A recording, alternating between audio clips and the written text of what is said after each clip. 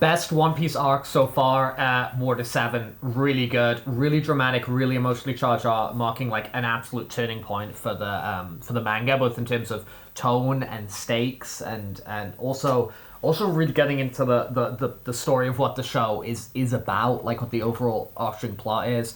Incredible blend of action, mystery, character development, really cool environment in the city of Water 7. This kind of like Venice style water, canals and docking and shipbuilding city, which we have going on here.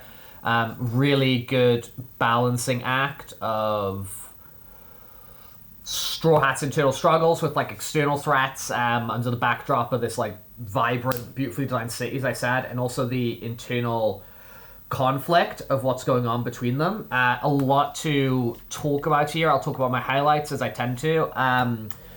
The tension and the duel and the separation between Usopp and Luffy is incredible. Really, really, really, really incredible. So when we were talking about Wixie Peak, and I was like, this Luffy v Zoro thing was just like complete nonsense and did complete disservice to the characters. This is how you do it. Like the tension that grows between them and the conflict that grows between them is completely understood. It's completely consistent with who each of these characters is, and it really, really builds up the stake. It's built up by personal conflicts, right? So the separation that happens between them is built by personal conflicts, and it brings to this actual like both emotional physical confrontation that comes between the two, which is both heartbreaking but also cathartic, because it really especially on Usopp's part, it needed saying. He needed to do this. And when we actually get to the duel, it's Usopp's like, okay, I'm going to fight you, Luffy, for the Mary, for the ship. The way that they actually do real service to the character, which is a shame, because honestly for Usopp it's brutally downhill from here after a couple of arcs. But the way they do real service for the character here is amazing. He's facing these overwhelming odds, so he comes up with all these like goofy and sly and tactics and whatever, so they can actually have this. It really shows his bravery and his resourcefulness and how much growth he's had as a character, and how much his own ideals, which may not shine through a lot because he's too busy being like goofy or lying or whatever, start to actually like really shine through of what's super important to it. Is amazing. But also on the other hand, it's shown that Luffy, like, even when he's like he takes on this board as like this leader in pain who's making these like difficult choices. So it's absolutely amazing. We're getting more Nico Robin stuff, who I love, and we get this mystery surrounding her betrayal and the tension surrounding the CP9, who with their identities are like hidden. And when we actually get the reveal of guys like Kaku and Khalifa being a part of it, it's actually really shocking and really satisfying. I didn't see that coming, and it really increased the stakes of like who's a part of this government agency.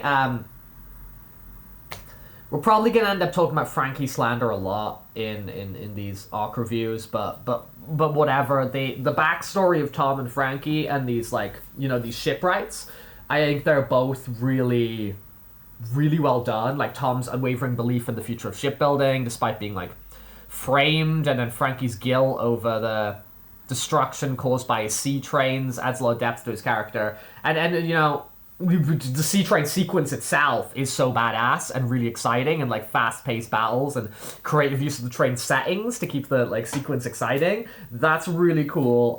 The kind of building up here in the subsequent arc of like who's the shipwright gonna be